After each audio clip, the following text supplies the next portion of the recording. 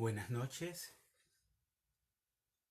estamos listos para empezar nuestro curso del día de hoy. Vamos a esperar un momento a que lleguen todos se conecten para la clase del día de hoy.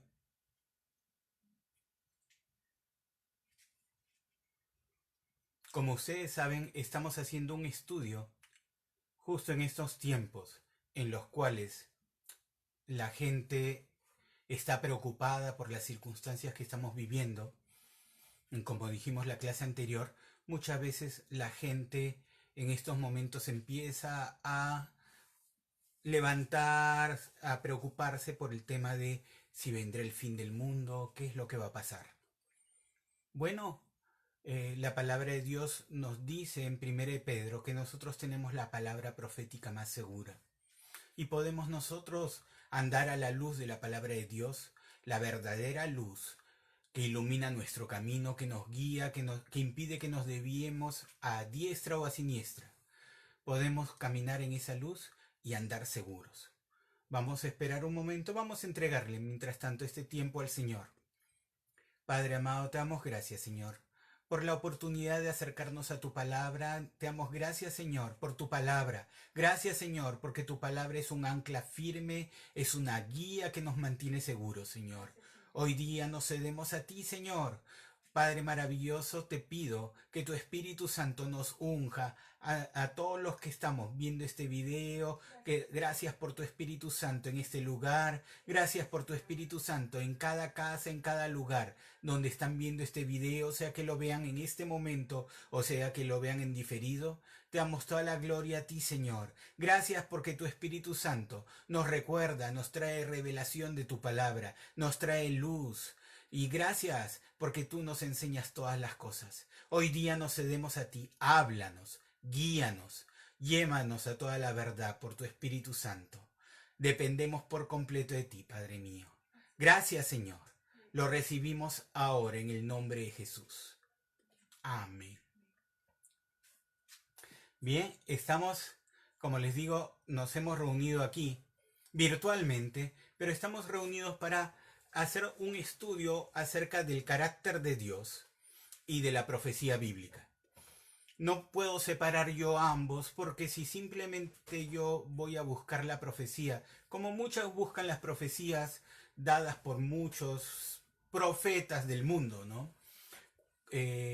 Buscan simplemente por una curiosidad de conocer qué va a pasar sin entender, y si nosotros vamos a la profecía bíblica, sin entender el carácter de Dios y por qué, que Dios tiene un propósito y que Dios hace todas las cosas con un propósito definido. Dios es un Dios de propósitos, siempre actúa con un propósito, no lo hace a la deriva, no lo hace al azar, a la casualidad. Entonces, si nosotros no conocemos a Dios, al que da la profecía, ¿cómo vamos a poder entender claramente a dónde apunta si no entendemos su propósito? ¿Qué es lo que quiere? ¿Qué es a dónde nos quiere llevar? Entonces, por eso, los que estuvieron la clase pasada establecimos ciertas bases, ¿no? Ciertas bases para que nosotros podamos entender la profecía bíblica, ciertas bases de la forma como Dios actúa. La palabra de Dios nos muestra que Dios no cambia. La Biblia dice en Malaquías 3:6, porque yo, Jehová, estoy citando la Reina Valera, porque yo, Jehová, no cambio, por eso vosotros, hijos de Israel, no habéis sido consumidos. Y noten ese detalle, porque en Malaquías 3, eh, cuando, cuando Dios habla eso al pueblo de Israel, cuando en Malaquías el capítulo 3, y les dice, porque yo no cambio, por eso vosotros hijos de Israel no habéis sido consumidos, muestra el carácter de Dios y la forma como Él actúa. Y nosotros, por conocer el carácter de Dios y su forma de actuar, nosotros podemos caminar en un rango de seguridad. Porque sabemos que Dios no cambia. Él no cambia. Lo que Él habla, dice en Números 23:19, que Dios no cambia. Dios le prometió. Creo que tuvimos un pequeño corte por aquí, ¿no? Dios le prometió un pacto hizo un pacto con el pueblo de Israel. La infidelidad de Israel no quita que Dios siga siendo fiel. Y por eso Dios dice claramente, porque yo no cambio. No dependía de si Israel era fiel o no era fiel, sino dependía enteramente de la fidelidad de Dios. La palabra de Dios nos dice que aun si nosotros somos infieles, Él permanece fiel. Entonces podemos tener esa confianza, saber que Él es fiel, que Él no cambia y siempre va a actuar de la misma manera. Establecimos, y recuerden que estamos poniendo la base para poder entender la profecía. Sin esa base podemos desviarnos a la derecha o a la izquierda. Voy a recordar nada más puntualmente ciertas cosas. Les di una serie de versículos, bastantes versículos. Cité Juan 3:36. El que tiene al Hijo tiene vida eterna, pero el que rehúsa creer en el Hijo no verá la vida, sino que la ira de Dios está sobre él. Y aparecen dos palabras, dos. ¿Cuáles son? Vida e ira. Mire, hay dos cosas que se mencionan en la palabra de Dios. Muchas veces nosotros predicamos del Dios de amor. Predicamos del Dios que es misericordioso, ¿no? Su misericordia es eterna y para siempre. ¿No? Su bondad es eterna y para siempre. Pero rara vez leemos las palabras siguientes donde dice sobre los que le aman. Y en realidad hay dos lados. O sea, si bien Dios es amor, también Dios es justo. Y debemos entender cuando vemos la palabra de Dios, y esto son muchas cosas que se malinterpretan, porque la gente suele decir cómo el Dios del Nuevo Testamento no es el mismo Dios del Antiguo Testamento, suele decir eso, ¿no? Porque en el Nuevo Testamento vemos a un Dios de amor, sin embargo en el Antiguo Testamento vemos a un Dios que hace actos de juicio.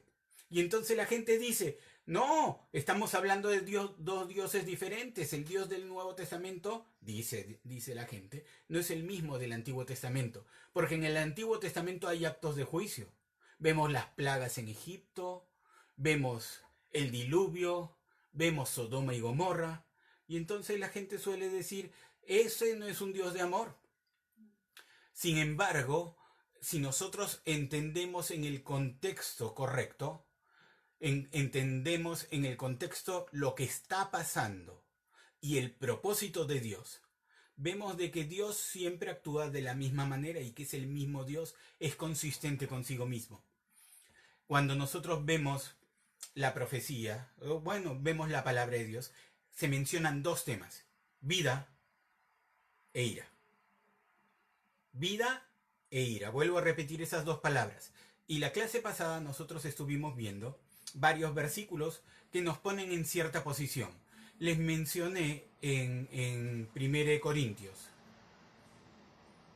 Les mencioné que en 1 Corintios, el capítulo 10, el versículo 34, si no me equivoco. Vamos a verlo. 1 Corintios 10, 32.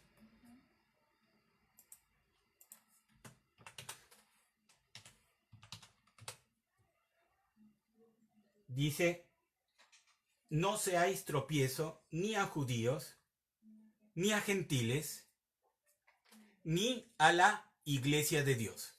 Dice, no seáis tropiezo ni a judíos, ni a gentiles, ni a la iglesia de Dios. Menciona tres grandes grupos.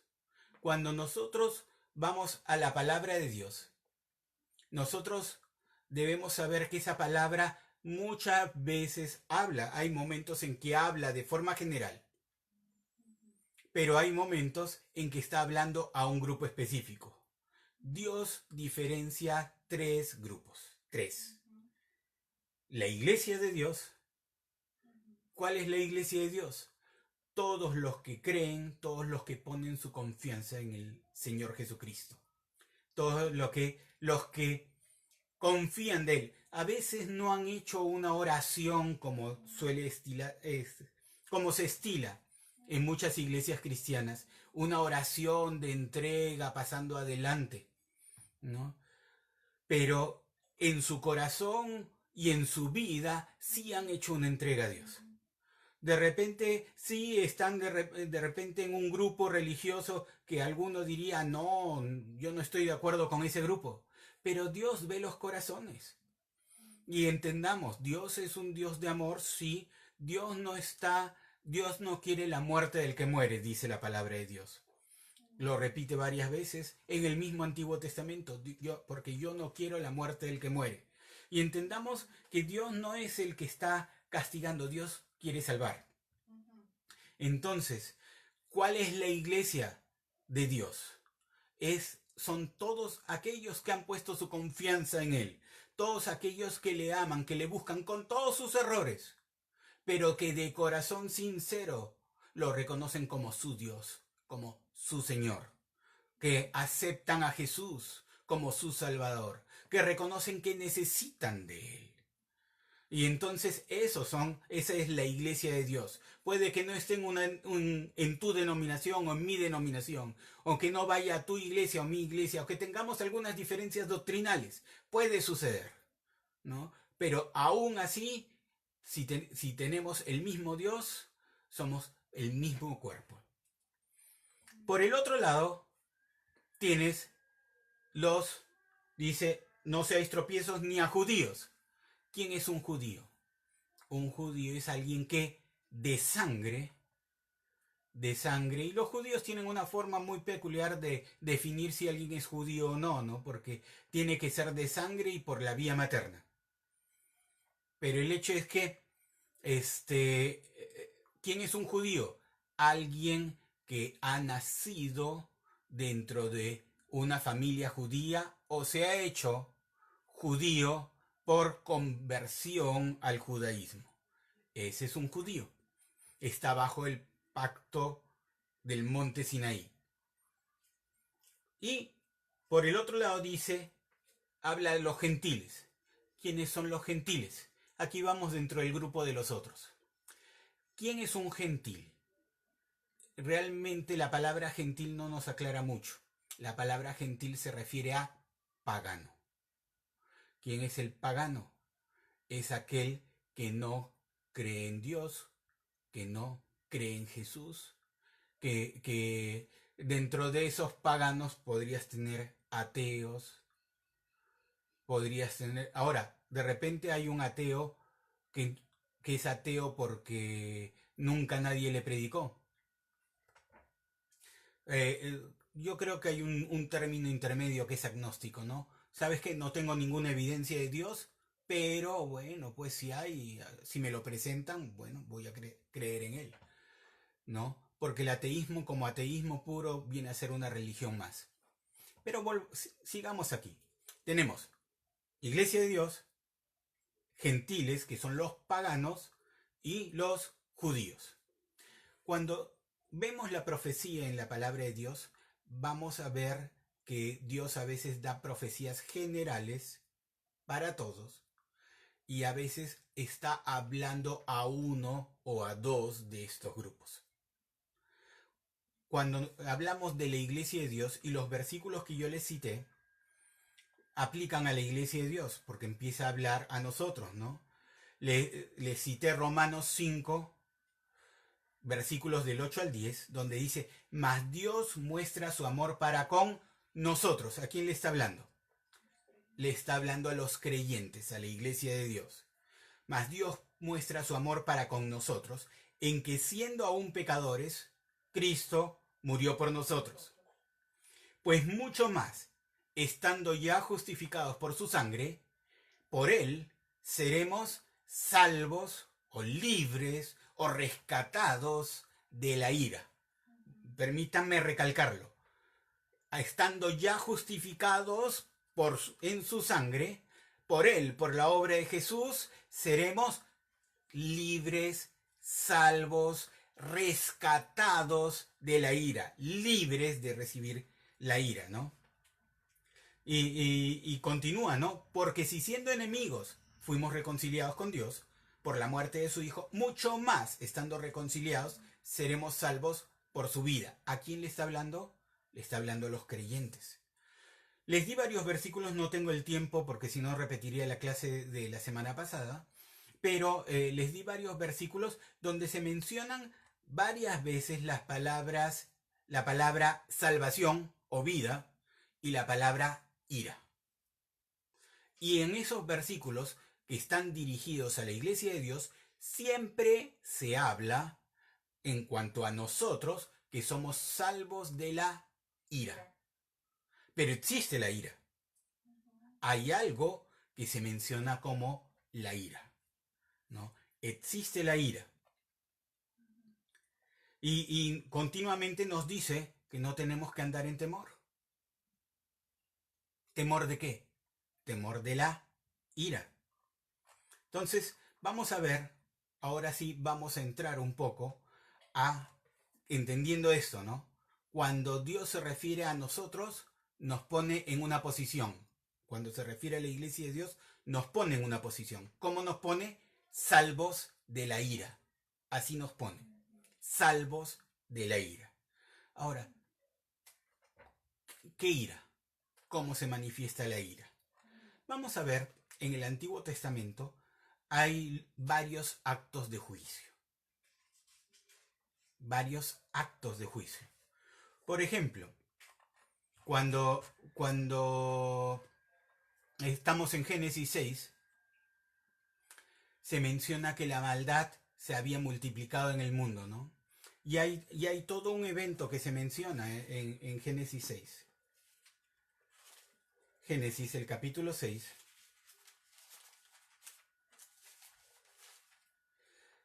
Dice que se había multiplicado la maldad entre los hombres. Y estoy leyendo la versión Reina Valera. Todas las Biblias dicen lo mismo esencialmente, simplemente cambia la forma de decirlo. Pero dice que aconteció que cuando comenzaron los hombres a multiplicarse sobre la faz de la tierra y les nacieron hijas, que viendo los hijos de Dios, acá no habla de la iglesia, se refiere a seres espirituales, ángeles caídos, esencialmente, que las hijas de los hombres eran hermosas, tomaron para sí mujeres, escogiendo entre todas.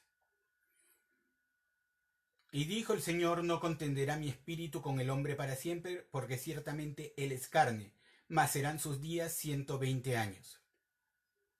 Y menciona ciertas aberraciones que había ahí, los menciona como gigantes. Tú puedes que pienses en un gigante como una persona de muy alta estatura, ¿no? La Biblia describe un gigante en Goliat, aproximadamente 3 metros de alto. Puede que lo consideres así como gigante, puede que lo consideres como alguien muy fuerte, con una fortaleza especial, pero el hecho es que, podríamos decirlo, era una aberración. Si me dejas ir más allá, era una aberración genética. Era una plaga que tenía la capacidad, la potencialidad de destruir la raza humana. Como lo describen aquí, no me voy a ir a meter a la descripción explícita, pero había una plaga que tenía la capacidad de destruir la raza humana. Y entonces Dios establece un juicio. ¿Cuál iba a ser el juicio? Dice: no contenderá mi espíritu para siempre con el hombre. No, serán sus días 120 años. Ahora, luego de eso, habla con Noé. Miren, estaba establecido, iba a haber un diluvio, iba a desaparecer toda la vida, la raza caída del hombre de la faz de la tierra. Sin embargo, habla a un hombre. Le habla a Noé y le dice: construye un arca, y le da instrucciones muy precisas de cómo debía de construirla. Y la palabra de Dios dice que Noé construyó esa arca. Probablemente le tomó los 120 años que dijo Dios. No sé, porque era una arca inmensa y les aseguro, no tenía ayuda. Él era un loco más ahí, que estaba oyendo de Dios. Dios había dicho: va a llover, va a pasar esto, y nadie le creía. Sin embargo, Noé construyó un arca, y en esa arca se salva él y toda su familia. Se salvan 8 personas. Y entonces, Y aparte que hay todo un plan de salvación, todo un rescate. Vemos que hay un acto de juicio. Había un propósito.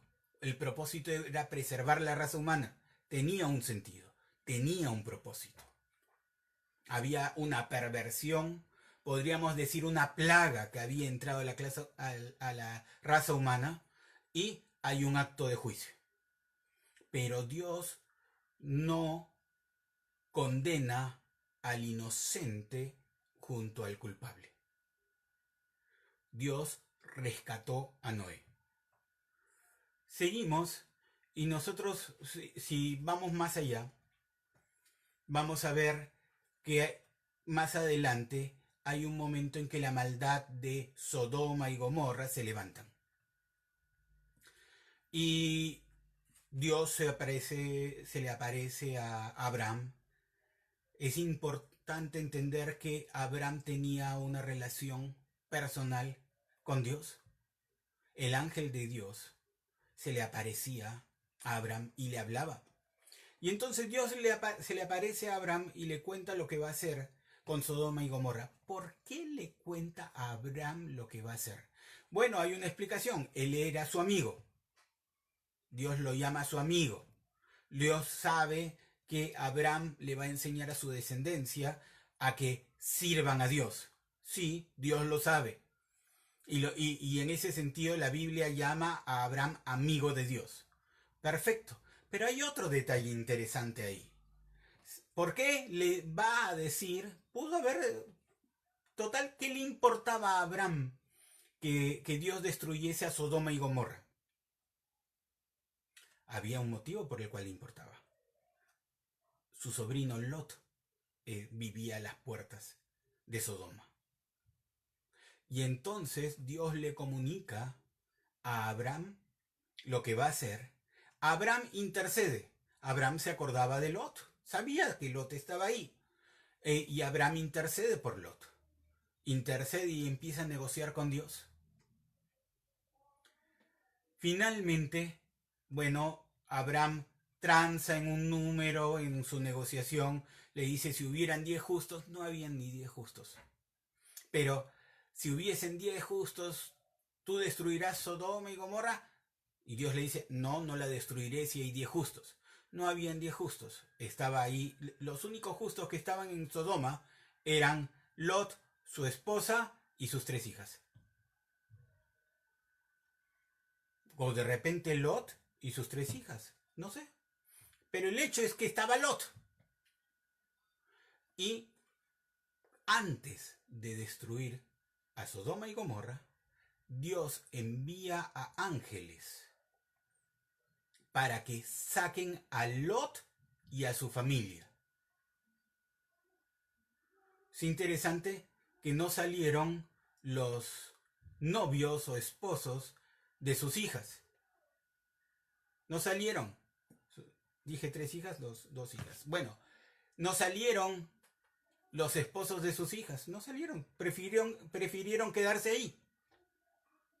Pero los ángeles rescataron a Lot y a su familia. Los sacaron y ellos mismos declaran que no podían ejecutar el juicio de Dios contra esas ciudades mientras él estuviese ahí. Estamos estableciendo una forma de operar de Dios. Es la forma como establece. Hay un juicio, pero antes del juicio, Dios pone un arca o manda que construyan un arca. Dios manda ángeles para que saquen. Otro juicio, las plagas de Egipto. La última gran plaga, la muerte de los primogénitos.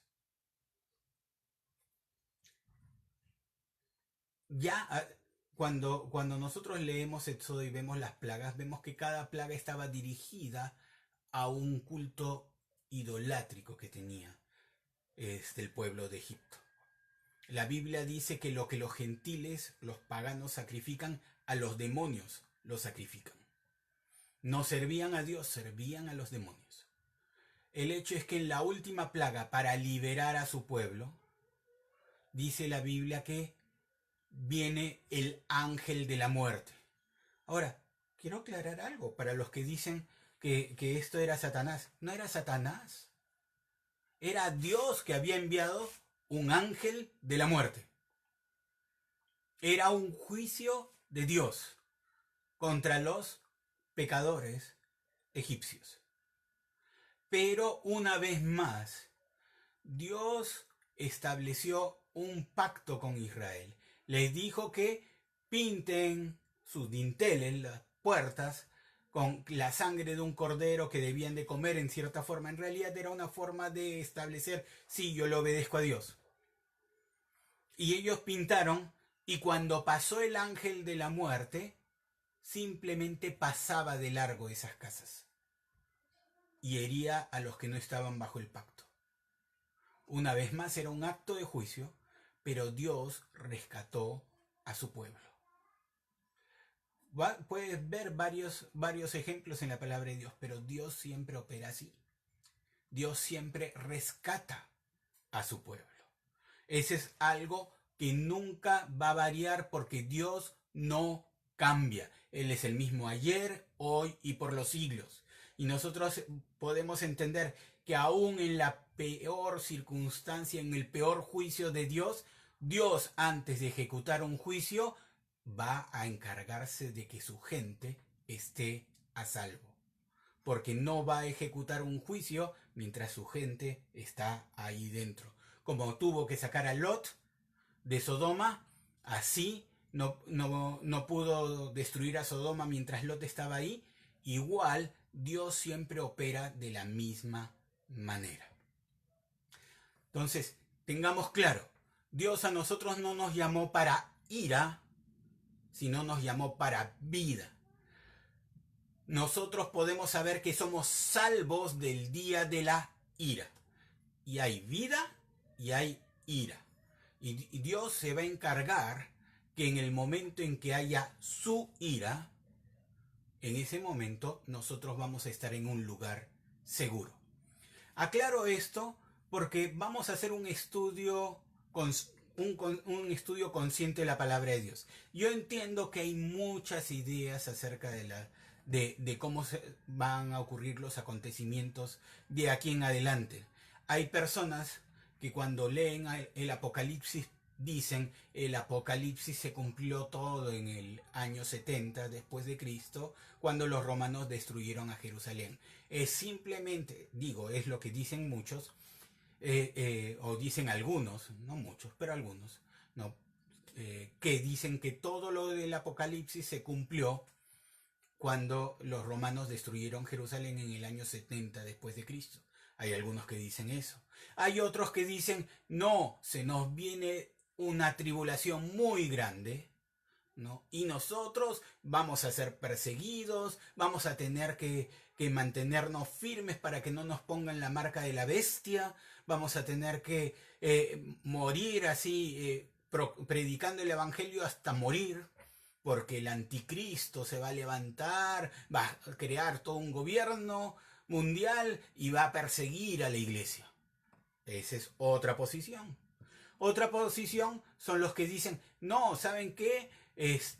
Va a haber un rapto, un arrebatamiento de la iglesia, que va a ocurrir antes o a la mitad de camino en esa gran tribulación. Y muchos dentro de esos dicen, sí, pues la tribulación es el gobierno del anticristo. Bueno, vamos a aclarar ciertas cosas.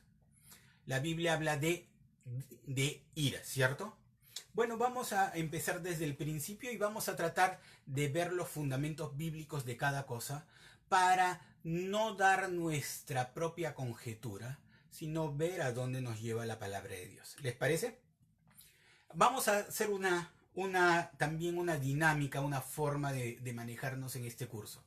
Ya que estamos transmitiendo en vivo, si alguien tiene una pregunta de lo que estamos viendo aquí, ¿no?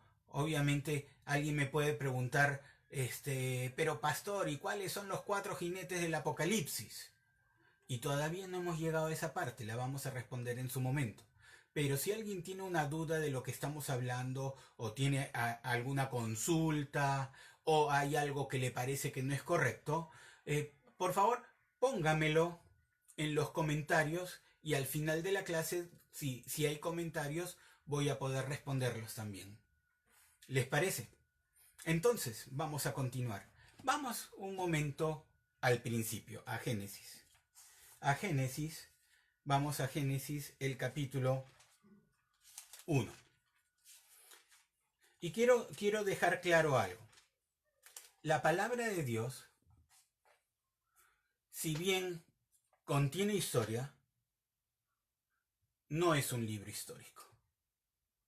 La palabra de Dios, si contiene reglas morales, no es un libro de moralidad.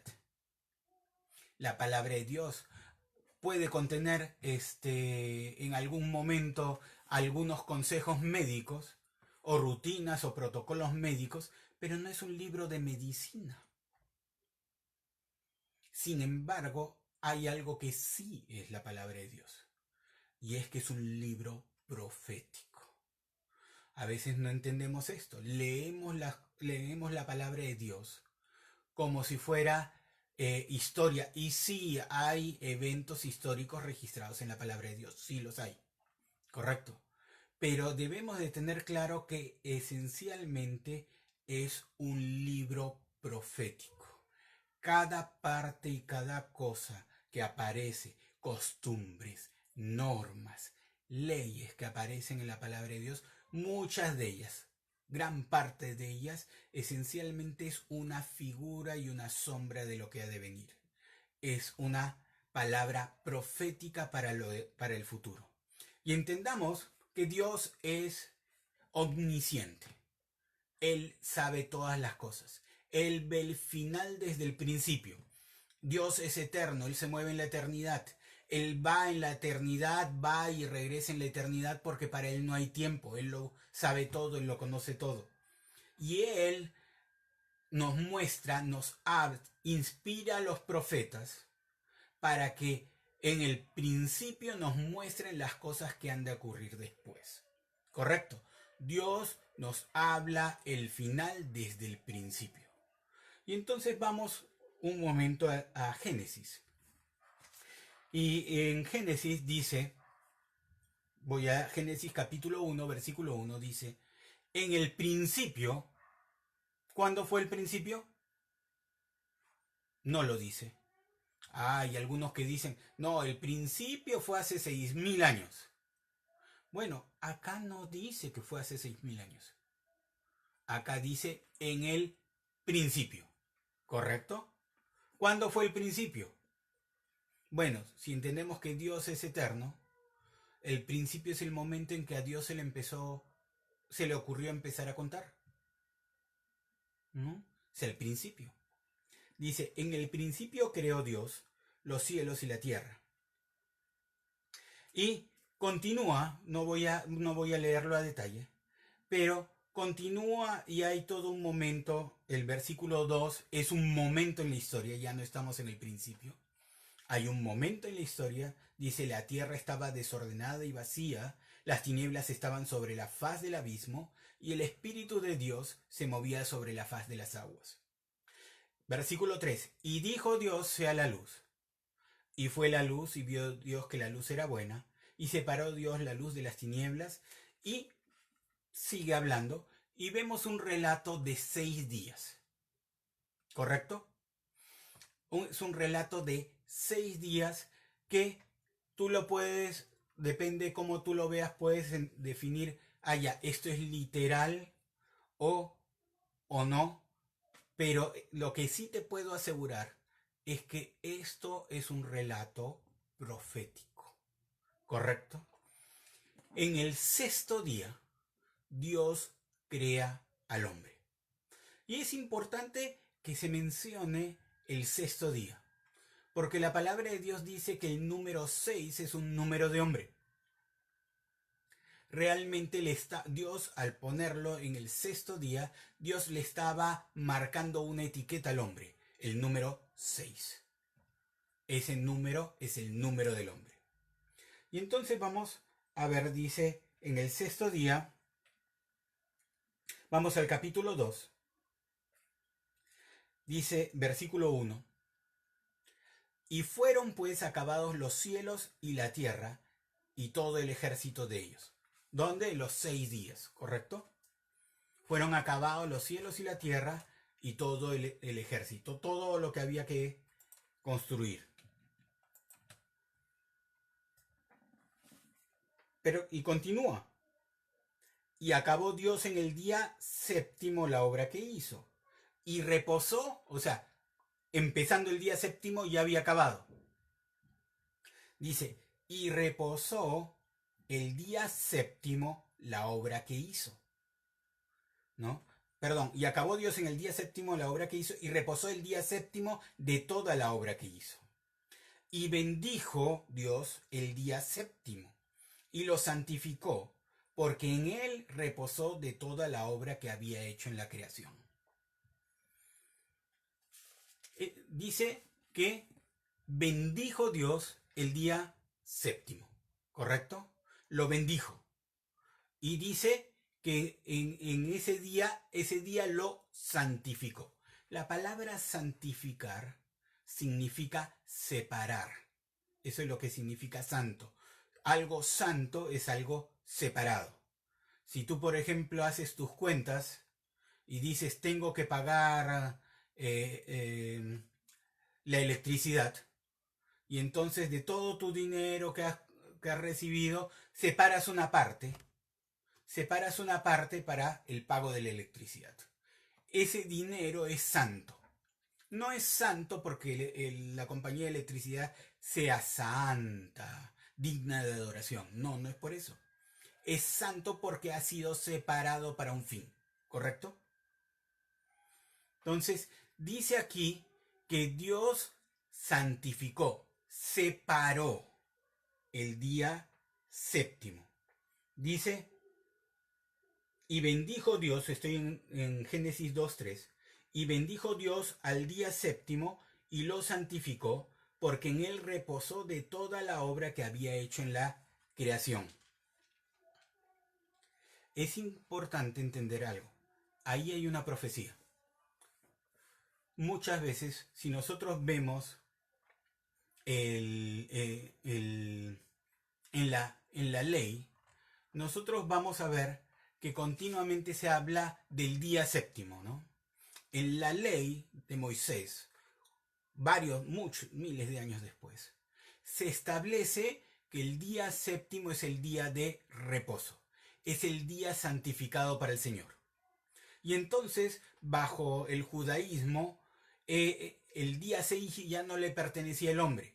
La Biblia dice, o sea, en realidad la ley decía que el hombre iba a trabajar 6 días, pero que el día séptimo estaba consagrado al Señor. Es interesante, estamos repitiendo.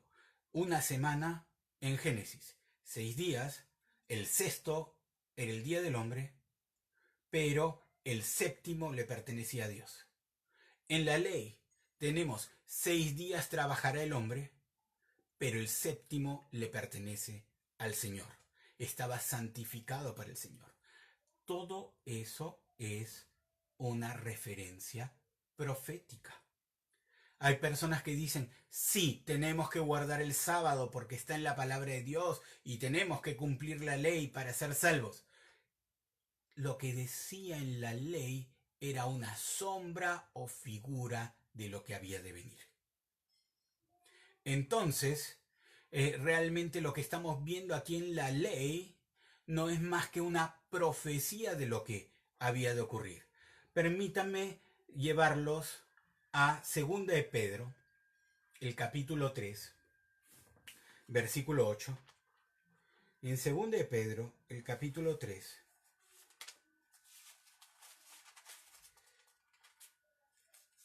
versículo 8. El contexto por el cual estamos hablando, el contexto acá en 2 de Pedro, es precisamente, si ustedes leen, yo tengo acá en mi Biblia, en la versión Reina Valera, en el capítulo 3, un subtítulo. Dice, el día del Señor vendrá. Es interesante. ¿Cuál era el día del Señor? En una semana. El séptimo día. ¿Correcto? El día que Dios santificó para sí. Pero acá se dice el día del Señor vendrá. Yo no me guío mucho por los títulos, pero miren, vamos a leer un poco el contexto, ¿no? Dice en el versículo 8. Mas, oh amados, no ignoréis esto, que para con el Señor un día es como 1000 años, y 1000 años como un día. Y miren en qué contexto lo habla. El Señor no retarda su promesa, según algunos la tienen por tardanza, sino que es paciente para con nosotros. Es paciente para con nosotros, no queriendo que ninguno perezca, sino que todos procedan al arrepentimiento. Versículo 10. Pero el día del Señor vendrá, como ladrón en la noche, en el cual los cielos pasarán con gran estruendo, y los elementos ardiendo serán deshechos, y la tierra y las obras que en ella hay serán quemadas. Ahora, es interesante, ¿no? El día del Señor. Y si ustedes ven acá, ven un evento apocalíptico. ¿Cierto? Dice, leo de nuevo el versículo 10. Pero el día del Señor vendrá, como ladrón en la noche, en el cual los cielos pasarán con grande estruendo, y los elementos ardiendo serán deshechos, y la tierra y las obras que en ella hay serán quemadas. Estamos hablando de un acto de juicio. ¿Me dejo entender? Esto está describiendo un acto de juicio. Un acto de juicio del Señor. Un acto de la ira de Dios. El día del Señor. En otras partes de la Escritura aparece como el día de la ira del Señor. Pero vuelvo al versículo 8. Y dice, mas, oh amados, no ignoréis esto, que para con el Señor un día es como 1000 años, y 1000 años es como un día. ¿Se acuerdan que les decía que el pasaje en Génesis y la creación que aparece en Génesis en realidad es un relato profético? Habla de 7 días. 6 días le pertenecen al hombre, pero el séptimo se lo reservó Dios. Entonces hablamos de un relato profético de algo que va a ocurrir. Y acá Pedro nos da una clave para entenderlo. Dice que para con el Señor un día es como 1000 años, y 1000 años como un día. Volvamos de nuevo a Génesis un momento. Vámonos a Génesis el capítulo 2, el versículo 17. Génesis el capítulo 2, versículo 17.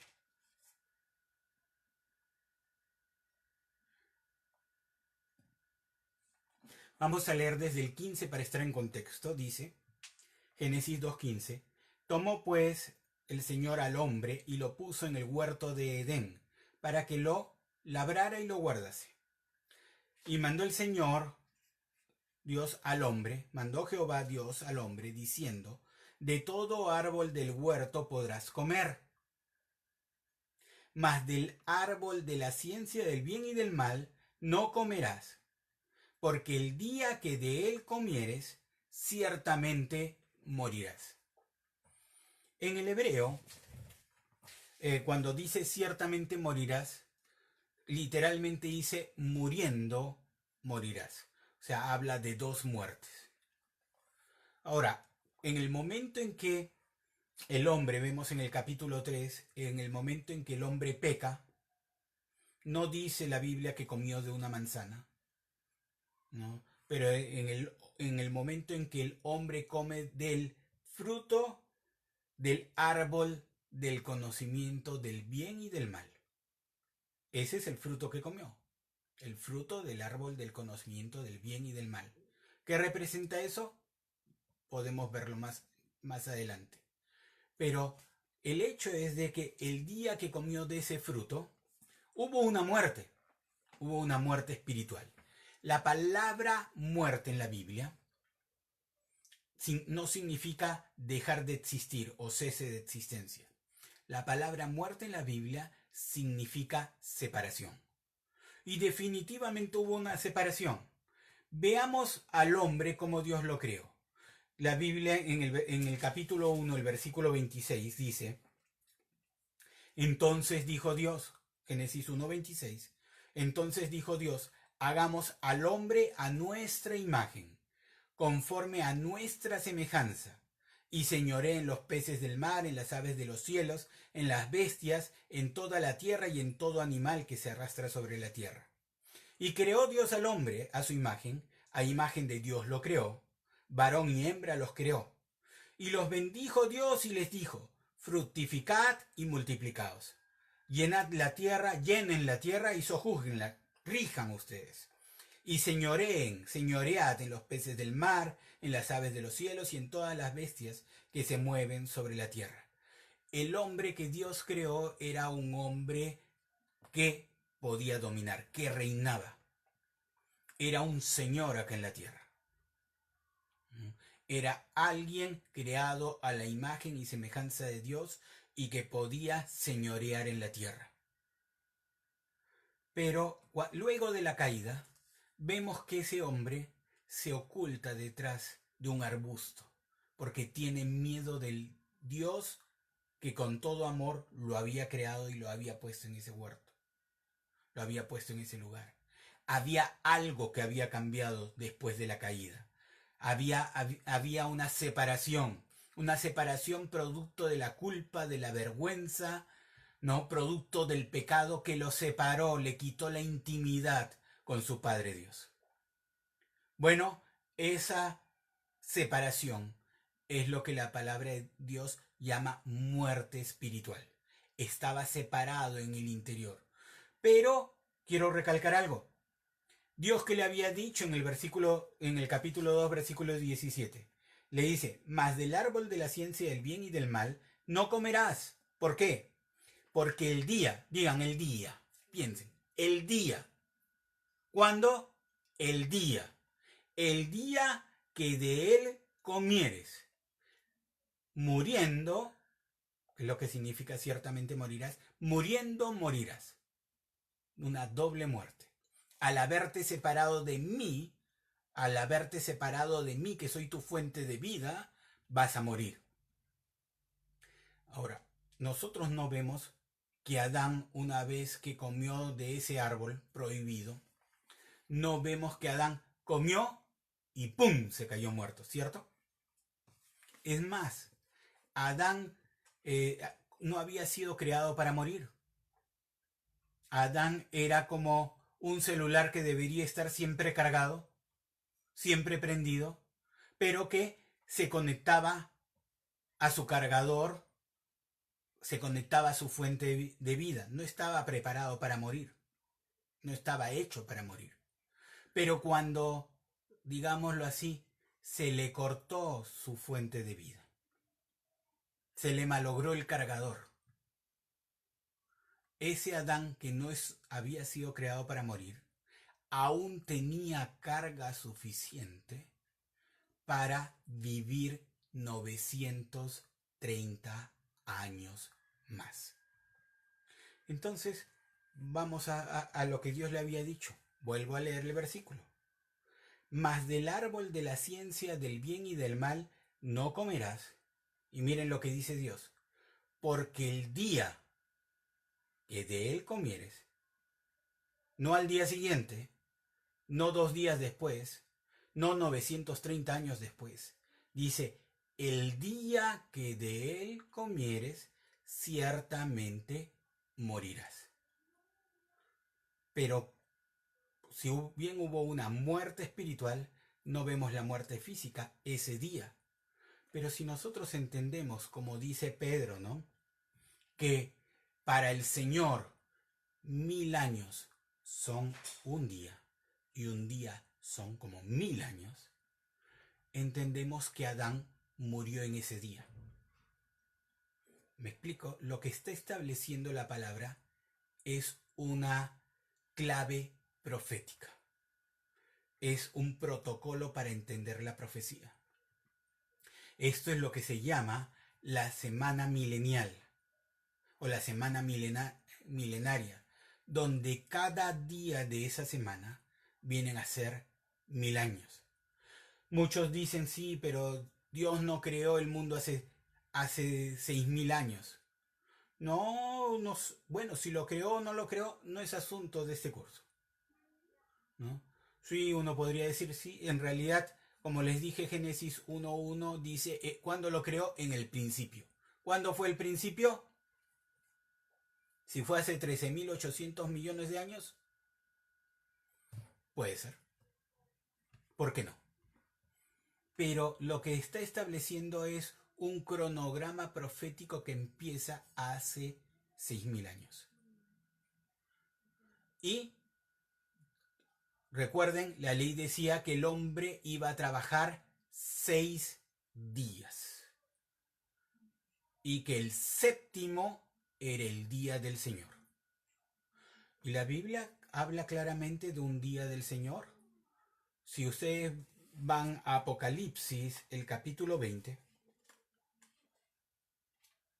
en Apocalipsis, el capítulo 20, van a ver que bueno, no voy a leerlo, pero empieza a relatar un reinado de 1000 años. No era el del Tercer Reich de Hitler, él se equivocó, ¿no? Él estaba actuando como un anticristo más. Pero la Biblia habla de un día del Señor. Realmente el día del Señor empieza en la batalla de Armagedón, que está en Apocalipsis 16, y dura 1000 años. Entonces estamos hablando de un patrón profético, no estamos hablando de una descripción histórica, estamos hablando de un patrón profético. Y ustedes van a ver continuamente a lo largo de la palabra, y eso es lo que vamos a estudiar en las próximas clases, vamos a ver cómo muchos versículos que nosotros tomamos como enseñanzas, bonitas enseñanzas, códigos morales, en realidad están apuntando a una revelación y a un reloj profético que se estableció hace 6000 años. Entonces es importante que nosotros veamos a qué se refiere esto y entendamos que va a haber un momento, un día de la ira, un día del juicio. Cuando vemos Apocalipsis, no estamos hablando del reinado de un anticristo. Estamos hablando de un juicio que va a haber. Un día del juicio, un día de la ira. Y como hemos estado viendo varios versículos, me tomé el tiempo de poner varios versículos para entender que nosotros, cuando la palabra de Dios se refiere a nosotros, nos pone como salvos de la ira. ¿Cómo lo va a hacer Dios? ¿Cómo va a hacer que su iglesia, la iglesia de Dios, sea salva del día de la ira? Lo vamos a ver en las próximas clases. Entonces, si hay alguna pregunta, si hay alguna duda hasta este momento, podemos verla de lo que hemos estado tratando. Pero si no, no se pierdan las próximas clases porque vamos a ahondar en estos temas. Estamos poniendo nada más el fundamento, pero vamos a ir ahondando y vamos a ver que muchos de los pasajes que nosotros hemos interpretado simplemente como un bonito pasaje o un código moral, en realidad se refieren a una profecía por cumplirse. Que tengan una semana maravillosa. Creo que no tenemos preguntas por ahora. Entonces, que tengan una semana maravillosa. No se pierdan. Este mensaje se va a estar colgando en YouTube, en nuestra cuenta de YouTube, que la pueden buscar como IG Dios Viviente. También acá en la página, en la parte superior, van a encontrarlo. Acá tengo una pregunta. Bueno, en la página van a encontrar la referencia. Más o menos en una hora debe estar colgada esta enseñanza. En cuanto a la semana milenial, me preguntan si puedo aclarar un poco más acerca de la semana milenial. Como les decía, Dios estableció un patrón en Génesis. En Génesis el capítulo 1 lo que está estableciendo es el patrón. Yo siempre digo a los que estudian conmigo, yo siempre digo que se den el trabajo de leer una y otra vez los capítulos del 1 al 3 de Génesis. ¿Por qué es importante leer los capítulos del 1 al 3 de Génesis? Porque son la llave para interpretar todo lo que viene después. Es el patrón. Es como cuando uno pone una clave para poder, o tienes un candado con combinación, tú necesitas saber la combinación para poder abrir y ver lo que está más allá. Bueno, la combinación, la clave nos la dio Dios en los capítulos del 1 al 3. Es imposible que tú leas un libro y entiendas claramente todo lo que, una novela, por ejemplo, o para los que les gusta ir al cine, la gente va al cine y no suele llegar tarde al cine. A veces a la iglesia llegan tarde, pero al cine no suelen llegar tarde. ¿Por qué? Porque si se pierden el principio de la película, después no van a entender por qué pasan ciertas cosas. ¿Correcto? Lo mismo ocurre. Si tú te pierdes Génesis capítulos del 1 al 3, no vas a entender lo que está pasando después. Es el patrón para poder entender. En Génesis el capítulo 1 Dios establece una clave. 7 días. Una semana. Y lo define desde el principio. Se da el trabajo de definir, ¿no? Tarde y mañana un día. Tarde y mañana un día. ¿Por qué Dios establece así tan claramente eso? Dios nunca habla por gusto. Cuando Dios nos recalca algo es porque ahí hay algo que observar, que atender. Y si recalca tanto los días y recalca tanto el sexto día y la creación del hombre, entonces es porque ahí hay algo más que ver. El patrón de semanas, vamos a ver que el patrón de semanas se repite a lo largo de todo el Antiguo Testamento. Para los judíos era común hablar de semanas. Había semanas de días, había semanas de años. Hay Daniel, vamos a ver en Daniel 9 que habla de la profecía de las 70 semanas, ¿no? Los judíos cultivaban la tierra 6 años, pero el séptimo año lo dejaban descansar. Todo eso era un recordar, igual como la Pascua, ¿no? La Pascua que nos recordaba que nuestro Cordero, el Cordero de Dios, iba a ser sacrificado por nosotros. Cada vez que un judío sacrificaba un cordero para el ritual de la Pascua y comían la Pascua, lo que estaba haciendo era establecer un patrón profético, una profecía de lo que iba a cumplir el Cordero de Dios, que iba a ser sacrificado por nosotros. Por eso la palabra de Dios nos dice en el Nuevo Testamento que nuestra Pascua ya fue sacrificada. Pero en este caso, cuando hablamos de las semanas, también hay un patrón profético, hay una semana. ¿Pero semana de qué? Hablamos semana de 1000 años. Dios nos da el patrón, y es lo que leímos acá en 2 de Pedro 3:8. Dios nos da un patrón para leer los 7 días de Génesis en patrones de días de 1000 años. Ahora, esos 1000 años no necesariamente son los 1000 años que tú y yo conocemos. Debemos establecernos en el calendario judío. Y los años en el calendario judío son años de 360 días. Y cuando tú veas, por ejemplo, vemos Apocalipsis. Apocalipsis es la semana 70 de la profecía de Daniel. Lo vamos a ver en detalle más adelante. Pero es la semana 70 de la profecía de Daniel. Y por eso se habla de media semana y media semana. 1260 días y 1260 días. 3 años y medio, 3 años y medio. Realmente hay mucho más para ver esto, pero vamos a verlo poco a poco. Lo que queda es establecer si podemos sacar una cuenta día por día, milenio por milenio. El milenio en que iba a nacer el Mesías, el tiempo de los gentiles, el tiempo de la iglesia y el tiempo del día del Señor. Vamos a verlo en las próximas semanas. Que tengan una semana maravillosa. Estamos con ustedes. Recuerden, quédense en casa, ¿no? Sabemos de que como creyentes no tenemos que andar en temor. Dios nos salvó de la ira. Y esto que está pasando en este momento, les pongo un alcance, no es la ira. Es un evento más.